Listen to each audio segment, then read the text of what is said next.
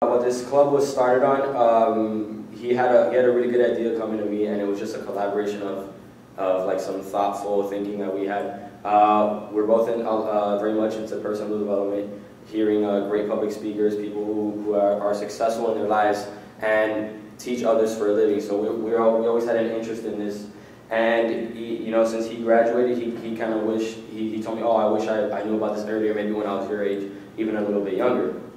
So we kind of collabed on this one to make a group to hopefully reach out to the FSU undergrads so we can have a club where we can teach them all these different things such as like goal setting, how to set the right goal, how to reach those goals, time management, you know, things that we're supposed to know and that we claim we know, but we don't actually implement them in our lives. So that's what this club is founded on.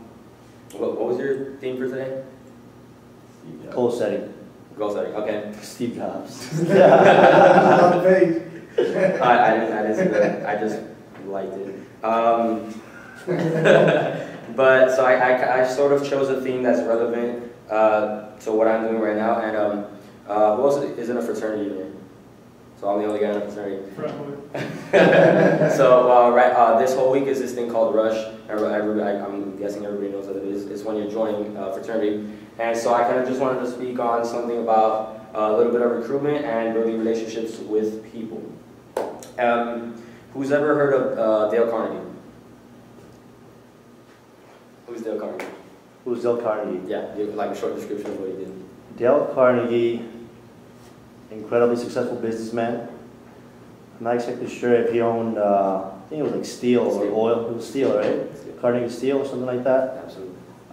Maybe you know more about it. Yeah. So Dale Carnegie is, like you said, a famous businessman. He started with American Steel, sold the company for millions and millions of dollars, and this was back in the 1920s, 1910s. So that's big money back in his time.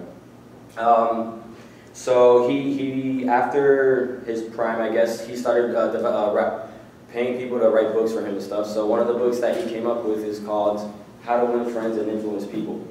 Anybody ever heard of that book? Do you have that book here? No. Okay. He wrote that book? He wrote that book. How to Win Friends and Influence People. Mm-hmm. Keep going. Oh, okay. There's one easier. And so basically, How to Win Friends and Influence People, he wrote that because he wanted to show people how to build a better relationship with either your coworkers, your bosses, the people around you, your family. And this book is so influential on all of the things that I've done. And if you ever do get a chance to read it, you'll notice some of the things that you do already and how effective they can be.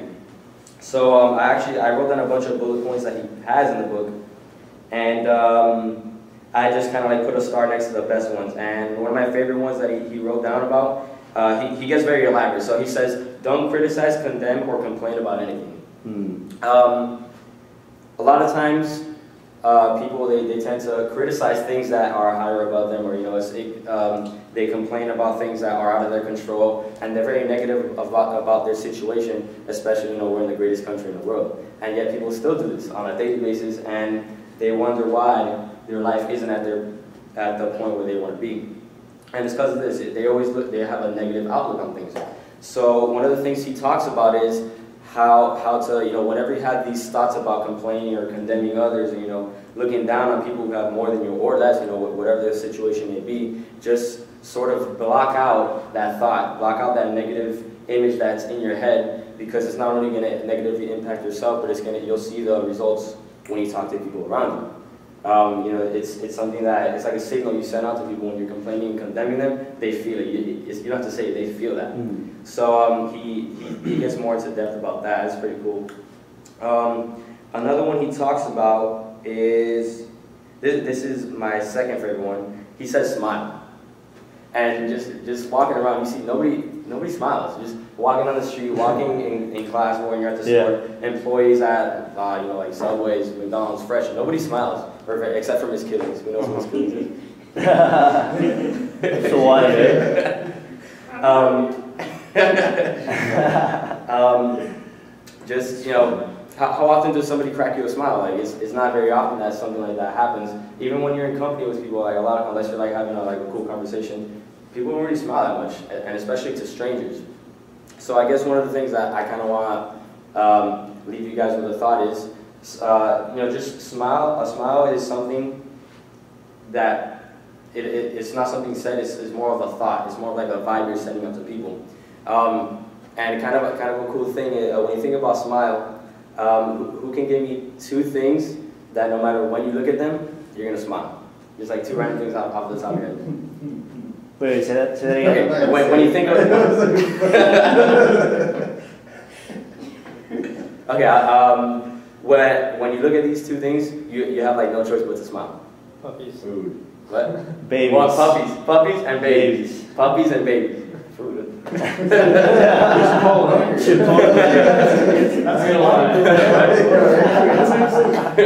Puppies. Okay, think about it. Puppies and $1 babies. subs. Puppies and babies. When you look at a puppy, are you gonna frown? Are you gonna get mad at the puppy? You can't get mad at the puppy. Wouldn't it basically anything innocent and young? Yeah, I guess. Well, I mean, like common. Yeah, like Bambi or. Bambi. Just small. What else? I mean, I can't smell Chipotle. Well, that's fire. But yeah, he actually has an example of a doctor, Dale Carnegie. He wrote in this passage. He was talking about. It was a doctor. An acquaintance of his was talking about how he had a long list of patients sitting in his office, and everybody seemed to have like a gloom look on their face. Everybody, they looked sort of discontent with how long that they were waiting. And then he puts it like this: a lady walked in with a baby, and like it was a 9-month-old baby, and she sat down next to this old man. And the old man looked at the baby looked at him, so obviously smiling, and the man couldn't help but smile himself. And then he started a conversation with the lady, and then after 15 minutes, everybody in the office was having a conversation, all because the baby came in the room.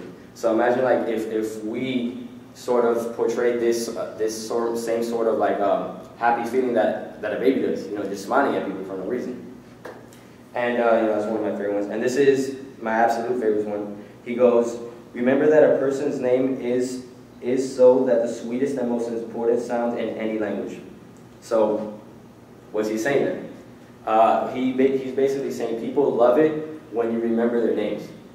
But this is one of those things that how often do we hear that? How often do our parents, our teachers, people who are leaders to us, how often do they tell us this, but yet we don't do it?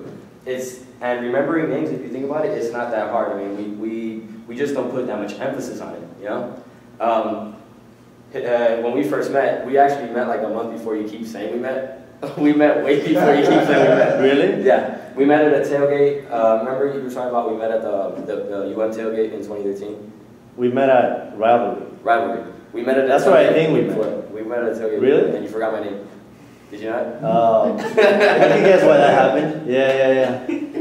Well, it's a tailgate, man. What's tailgate though? If he doesn't remember the tailgate. No, it was. I don't remember which one. It was like it wasn't Clemson. Clemson was away. It was one of the earlier ones. Really?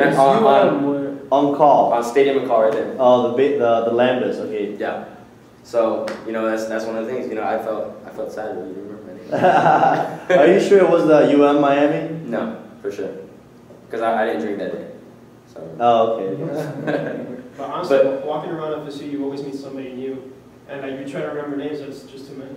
Okay, so here's the thing. I honestly thought the same thing. I always who says I'm really bad with names?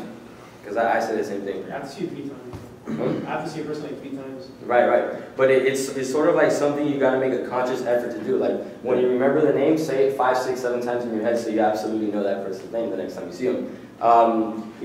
Just making sure that you remember their name makes that person feel important. Because the next time you come to see them, they say, "Oh, hey, well, what's up, Agustin? It's good to see you, bro." Like just that impression alone makes the person's self-worth go up, and then in turn, you get the same sense of self-worth as your world is your image, your mirror.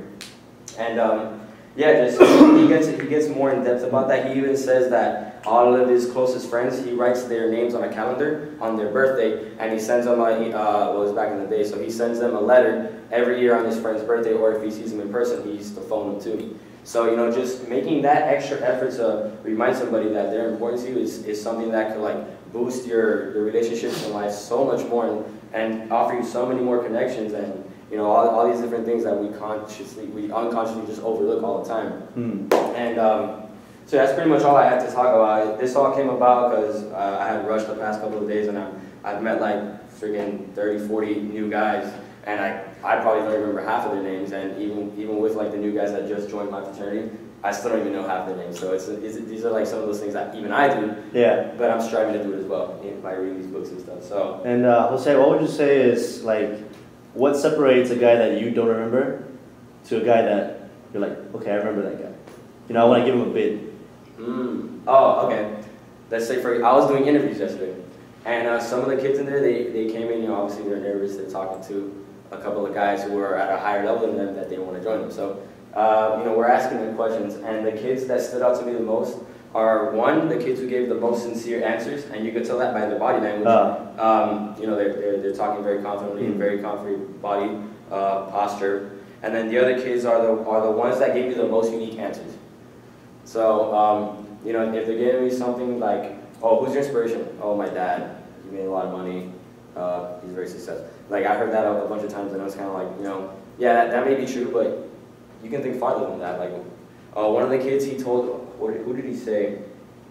He said like Arnold Schwarzenegger or something like that. You know, a guy he was a governor, a movie star, a bodybuilder, and one of the greatest men like to live. You know, so like, unique answers like that is what makes me remember people's names and things about them. So.